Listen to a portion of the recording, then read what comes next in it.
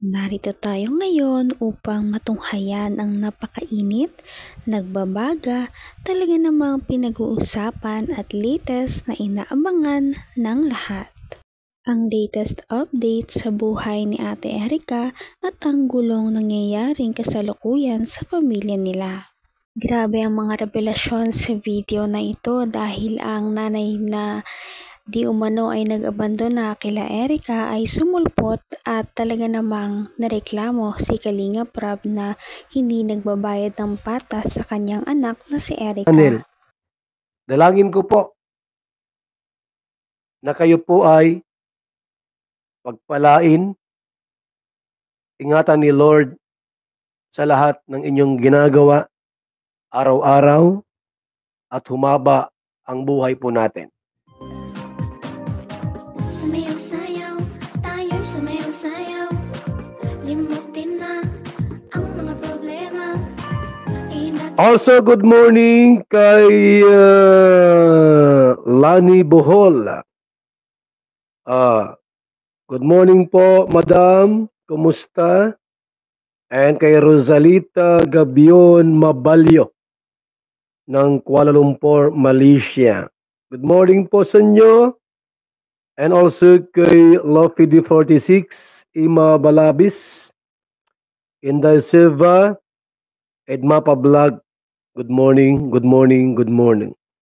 Abangan niyo po ang aking pagpunta roon mamaya at pupunta si Val Santos Matubang para tulungan ang isang ginang na may reklamo sa ating tanggapan, ang ina ni Erica, sapagkat siya po ay inapi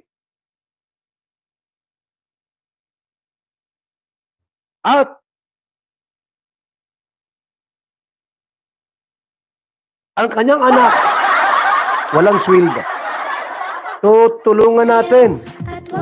Ito muna mga kaibigan ang ating pahayag about dito. Isa na namang impormasyon ang aming nakalap mula sa aming trusted source na di umano itong ina ni Erica na si Aling Gina ay lumapit sa tanggapan ni Kuya Val upang ipaabot ang kanyang saloobin at hinaing patungkol sa kanyang sinasabi na kahit isang kusing ay walang napala ang kanyang anak na si Erica habang ito ay i-vlog. Sobrang napukaw ang damdamin ng ama ng kalingap na si Kuya Val. Kaya nang malaman niya ang problemang ito, ay nakaramdam siya ng sobrang galit. Ako po ay labis pong nasaktan sa nangyari sa pamilyang ito po sapagkat binablog yung anak ni Singkong Duling. Ang matagal na nawala na nanay ni Erica ay sumulpot ngayon ulit sa kanyang buhay at ngayon ay kasalukuyang nagrereklamo para kay Kalinga Prab dahil hindi nagbabayad ng tama sa kanyang anak. Ngunit tama nga ba at nasa lugar ang kanyang inireklamo o siya din ay may mali? Singkong Duling hindi malamang nakatanggap ng pera. Talagang sabi ko nga ni, handa akong mamatay para sa inyo. Ipaglaban ko kayo. Saan mang korte sa Pilipinas, wag lang kayo tulpo. Di man yung korte. Baka kayo hindi pansinin yan. Dito kayo lumapit kay Val Santos Matubang. Sapagkat ako ang tulpo ng daet. Saka batang-bata. Yung mga tulpo, tiguwang na. Yung matandang tulpo, 80 na. Hindi na nakakapunta ng bundok pag maglakad, ha? Dito po, ako ang tulpo ng daet. Ano mang problema ninyo? Mga na-rape, binadil, pinatay, unsolved problem.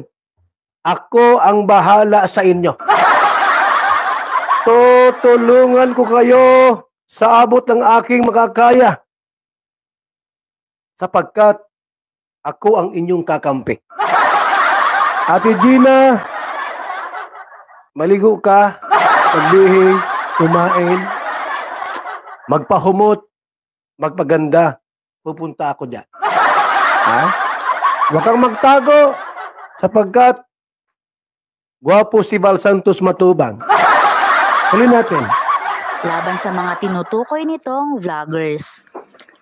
Nais din di umano ni Kuya Val na tunguhin ang tahanan ni Aling Gina upang tulungang makamit ang inaasam. Mamaya po, mga kalingap, abangan nyo po ang pagpunta ko doon sa bahay ni Waginang po. Wag nanay, ate.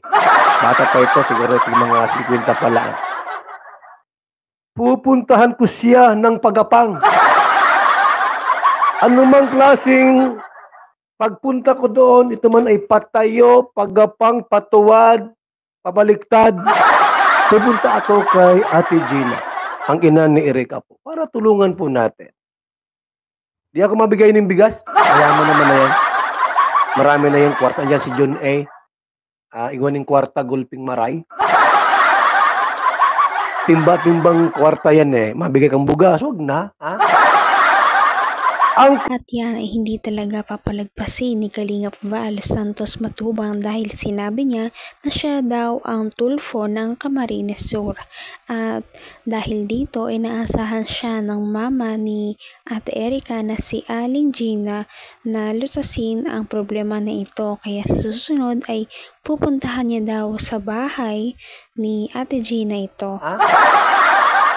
Ang concern ko lang po sa kanila ay matulungan natin.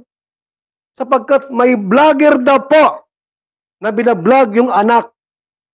Eh hindi po binibigyan ng kwarta. After ng vlog, wala daw pong binibigay na pera doon sa anak. Alamin natin ang katotohanan. Sapagkat sinasabi, ang katotohanan ang magpapalaya sa tao. Huwag kang umalis at pupuntahan kita. Ate. At ninanais na hustisya. Lubos na nakahahabag talaga itong si Aling Gina. Oo nga po. Naway malampasan niya ang matinding pagsubok na ito sa kanyang buhay. Nawa po, malampasan niya Para po. sa karagdagang detalye at paglilinaw ng iba pang aligasyon, ay pakinggan at panoorin sa live program ni Kuya Val Santos Matubang. Magandang gabi mga kalingap. Gagawa ko ng ano po mga kaibigan, ng isang introduction. Ito na, ang inyong abang lingkod. Val Santos Matubang, ang tulpo ng daet. Handang tumulong sa mga naapi, inaalipusta at hinahamak. Val Santos Matubang, ang inyong kailangan upang kayo ay magtagumpay. Ito po, may isang video clip dito ating pakinggan. Itong bruhang ito. Ano ba itong? Si Bopil pala. Bopil. Gumawa siya ng short video. 40 minutes. Haba na.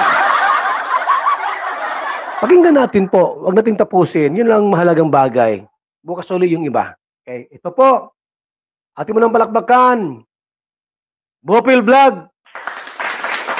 Sa kanyang video tungkol dito. Yung pera? Ano po ang motibo? Ano ang layunin? At ito ay isinisiwalat nyo yung ganitong bagay sa social media. Ano po ang motibo? Anong layunin? Layunin bang ipahiya? O layunin bang mabawi? Tanong ko lang po. Kung layunin bawiin, pwede naman po siguro wala naman kayong alitan. Samaan ang loob ni Kalinga Prab. Pwede naman po siguro na kayo ay nag-inbox, kinausap nyo ng masisinan or yung nagpadala. Grabe talaga ang mga revelasyong nalaman natin sa video na ito. Ano na kaya ang mangyayari sa pamilya ni Ate Erika? At hanggang dito na lamang muna magtatapos ang ating napakainit, nagbabaga at pinakainaabangan na latest issue ni Ate Erika. At yan ay pagpapatuloy natin sa ating mga susunod na video. Hanggang sa muli, maraming salamat sa panonood. Bye!